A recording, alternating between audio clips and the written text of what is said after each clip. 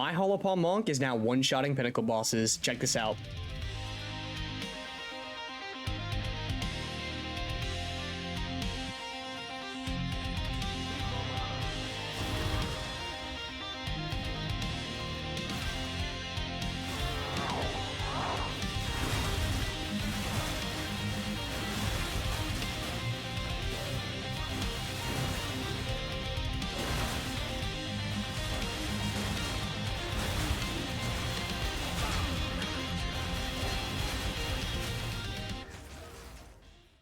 What's up guys? Today, I have an update to my Holopalm Monk build. We've created some new tech combos that deal millions of damage in one hit from Falling Thunder and clear maps extremely fast. We should be able to scale this up to max difficulty pinnacles and one-shot them, so make sure to come by my stream at twitch.tv/FGCorbin21 to watch me cook for this build live. Check out the links in the description for the written guide and the path to building file, and with that, let's get right into the video. So how are we one-shotting with Falling Thunder? Well, the tech involves combo, power charges, empowered attacks, and crit capping. It can be a little complicated, so make sure to watch my boss demo by checking the timestamps in the video. We'll start the tech off by using the Culmination 2 support gem to generate combo with every hit, and supported skills deal 3% more damage per combo. We combine this with the new Lineage support gem, Aelish Chimes, which gives us a 10% chance to gain a power charge when expending combo. This chance can exceed 100%, meaning if we expend 30 combo, we'll receive 3 power charges. If we expend 100 combo, we could theoretically get 10 power charges if we had that many maximum power charges. So now that we can generate power charges, we use Falling Thunder since it does 70% more damage per power charge consumed and 100% more damage if a power charge was consumed. At 7 power charges, that's 590% more damage. Now add Culmination to the mix and around 100 combo, and that's another 300% more damage. We'll also use the Fist of War 3 support gem to super ancestrally boost our slam, which gives us a 60% more damage boost. We'll cap our critical hit chance out at 100% by using Excise, Inedible Crits, and Blindside support gems to guarantee a critical hit for massive damage. Then lastly, we'll use Mantra of Destruction to give us a 60 to 80% of damage as extra chaos damage boost. Now that's a lot of damage. Now I know that bossing section was a little bit complicated, so now I'm going to explain the mapping section, and it's quite simple really. We're going to be using Ice Strike plus Pulse Circon and Shattering Palm. We use Ice Strike as we can use this to proc Herald of Ice, and what we're going to do is we're going to use the Pulse Circon ring, which says enemies shielded by your hits can be shattered as though frozen. This will allow us to proc our Herald of Ice on any enemy that we chill. This is important as we want to proc our Herald of Ice as much as possible to increase our clear speed, and we're going to combo all this with Shattering Palm, which will be a dash attack that will allow us to cut our enemies in these icy shards. Whenever we deal enough damage to them, they will shatter, creating these crazy chain explosions with Pulse Circon. If you have the currency for it, I recommend that you get the Thunderfist utility wraps, as you can use this with the new Crackling Palm skill on it to increase your clear speed. The Thunderfist utility wraps are going to give you a higher base critical hit chance when unarmed, add lightning damage to attacks, and increase your attack speed, and Crackling Palm is a nice utility skill to guarantee that you are blinding and shocking all of your targets. This added bit of clear speed and the purple lightning effects makes the cost of the gloves worth it in my opinion. So with the bossing and mapping tech out of the way, I'm going to go ahead and explain the skill gems and the support gems. Alright, so here on the Holopalm Monk, and I'm going to go ahead and explain the skill gems and support gems. So I'm using Meditate as this is our kind of emergency heal button. This is granted via the Ascendancy. I'm using Second Wind for 2 charges and to recover life on use. I'm using Steadfast 2 for increased ailments and stun threshold, so that way I'm not being frozen or stunned while using it. And I'm using Cooldown Recovery 2 for more cooldown recovery rate. Next up is the Crackling Palm, and this is granted via the Thunderfist gloves, and this is not required. These are actually worse for bossing than a rare pair of gloves. I just like them for mapping, and I also like the purple kind of effect of lightning strikes that they give, so not required whatsoever, or they're honestly not worth it for the 7 div, but I just like them, so I'm using them. I'm using Crackling Palm as a utility skill, and what I mean by that is the skill itself doesn't do like great damage by itself, but it's really nice since it kind of procs so often. We're going to use it to like cull, blind, and maim stuff. So we're using Culling Strike 2 to cull them. We're using Blind to blind with an increased effect on them, and Blind is nice because it reduces their accuracy and their evasion rating, meaning we're more likely to hit them and they're less likely to hit us. And then Maim to slow them down and reduce their evasion rating, so that way we are going to hit them more often. But yeah, that is it for Crackling Palm. I have Elemental Armament in here, but there's probably a better utility slot that you can use there. Next up is Ice Strike. This is our clear skill whenever we're mapping. I'm using Concentrated Area for more area damage, Rapid Attacks 2 for increased attack speed, Rage 3 for 5 rage on melee hits, and then 15% more attack speed while you're not at max rage. Pinpoint Critical to get my crit chance as high as possible, and Blindside for 15% more critical damage bonus against blinded enemies and 15% more chance to critically hit against blinded enemies. This is so you're critting as much as possible to help sunder my enemies activate via your Ascendancy. Next up is Falling Thunder, and this is our boss booming skill right here. Now, Falling Thunder is nice because it will give you extra damage if you are consuming power charges and gives you more damage per power charge consumed. So the more power charges you eat with this skill, the more damage that it will do. We're going to cap its crit chance out at 100% by using Excise or Excease, however you pronounce this, which will give you 40% more chance to critically hit.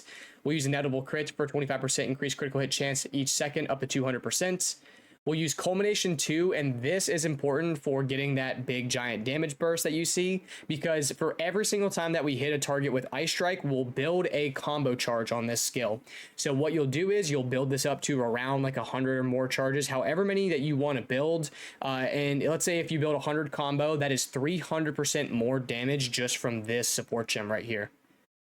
I'm using Fist of War 3 as this is going to ancestally boost our slam, which this is a slam, and this is a doubled effect. So this typically gives 30% more damage and 25% increased area of effect. Since it's doubled, we're looking at 60% more damage and 50% increased AoE. So really good damage here.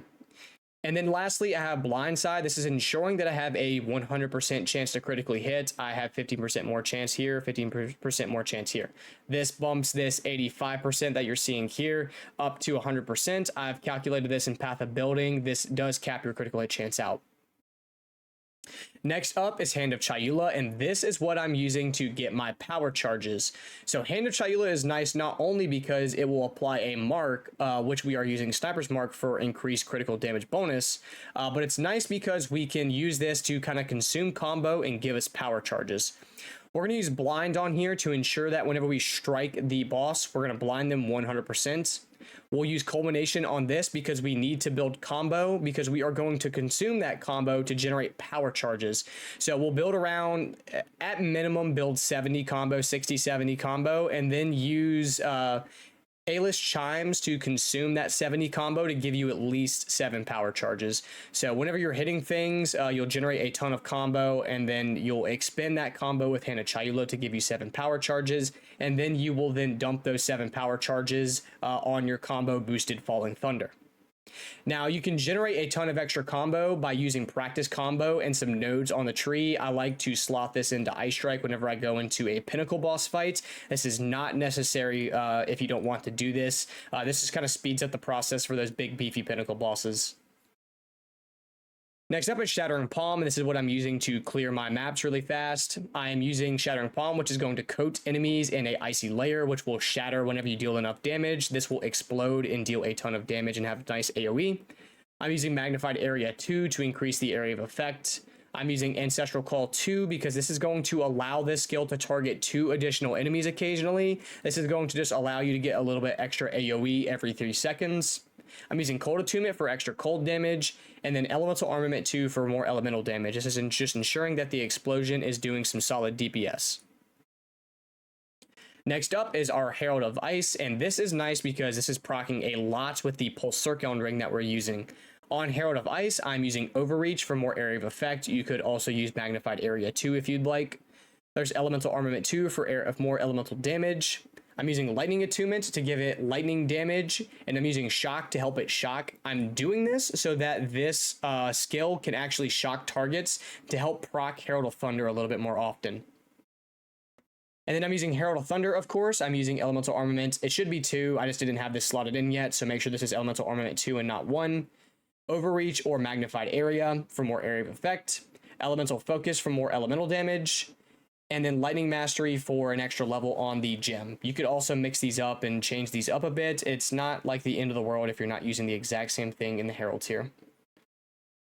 I'm then using Wind Dancer, Ghost Dance, and Mana Remnants. Now, these are our defensive and our mana gems. So Wind Dancer is for increasing our evasion rating. I'm using Blind, Pin, Maim, and Magnified Area, so that way whenever I get hit and Wind Dancer's Gale Force goes off, it will pin, blind, maim enemies around me to help me get away. I'm using Ghost Dance as this is going to recover a lot of our energy shield whenever we get hit. So it will recover energy shield equal to 7% of our evasion whenever we're hit, and that is around 910 ES whenever we get hit. This is great for staying alive whenever we're mapping. I have enough extra spirit, so I am using clarity and cannibalism too. If you don't have enough spirit, you can take off clarity or cannibalism. But make sure that you have compressed duration 2 on here because it has less skill effect duration. This makes the time between generating ghost shrouds less, so that way you're actually getting those charges back faster for it. And then lastly, I have mana remnants. This is what I'm using to sustain the mana of the build, as this is going to create a mana remnant whenever you critically hit a target, and then you'll just pick up that remnant for a ton of extra mana. You won't ever run out of mana by using this skill. I'm using harmonic remnants 2 to allow us to collect them from further away and then have a chance to create additional remnants. I'm using remnant potency 1 for the increased effect. You don't want to use remnant potency 2 or 3 as it will delay the effect of you getting the mana. But yeah, that is it for the skill gems and support gems. I'll now go ahead and break down the gear and then the passive tree. All right, so now we're on the gear. We are on Hollow Palm, so of course we don't have a quarterstaff. I said that I was temporarily using a quarterstaff, and I meant it. I am now back on Hollow Palm. It was just a temporary thing. So on our gloves, if you don't have enough money for Thunderfist, it's fine. Don't use Thunderfist. Don't even worry about it. Just get you a really good pair of EVES gloves, and I would try to get flat damages, attack speed, and critical damage bonus, and then level of melee if you can. Those things are going to increase your DPS exponentially and will actually make your damage better than mine. I just like these gloves because I got them and they're 7 div, so I'm going to use them. If you do have Thunderfist, they're nice because they increase your melee attack critical hit chance, and they add a lot of lightning damage, and they give you some attack speed and lightning reds, and of course crackling palm. But yeah, that is the gloves. Onto the body armor, make sure you have a high EVES body armor. You could go pure energy shield if you want to, but I like EVES to ensure I'm dodging a lot with evasion. Make sure you get your resistances, your attributes, high EVES, and max life on here as you can. Next up is the helmet, and I'm using a pure energy shield helmet because we are using subterfuge mask. On your helmet, you're going to want to get critical hit chance, resistances, max life, max mana, things like that to keep yourself alive. On the boots, make sure that you're using a EVES base, and then go for movement speed, of course, that way you can move faster. Go for life, resistances, deflection rating, energy shield recharge rate, anything like that, attributes to kind of fill out whatever you need. On your belt, you should probably go for max life, max mana, strength, resistances, and then any other weird abyssal crafts that you can get.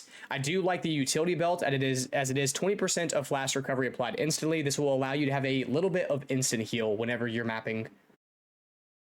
For the rings, you are going to want to get as much flat damage on the rings as possible. If you're using the same setup that I am, you're going to want to get Fizz and Cold.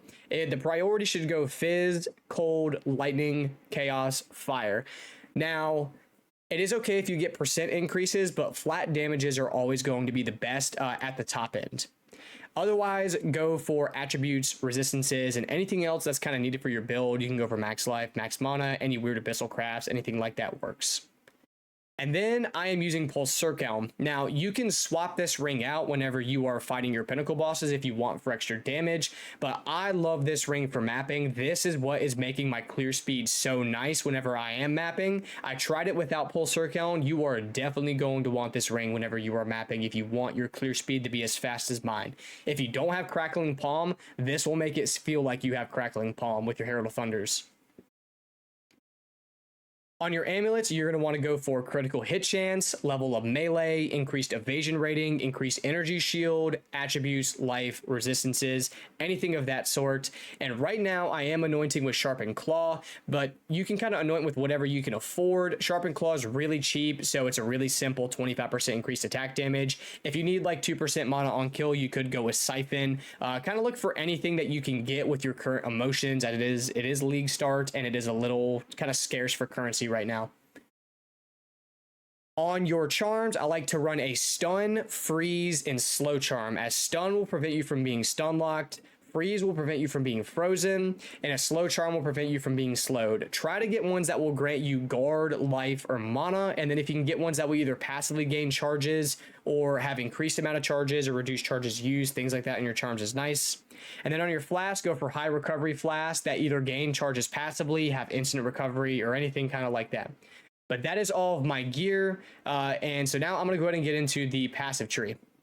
All right, so here we are on the ascendancy and the passive tree, and you can honestly use almost any ascendancy for this build. You don't have to even be on a monk, but I do recommend that you pick monk at least to stay in this area of the skill tree, but you would be fine if you maybe pick Deadeye or Huntress.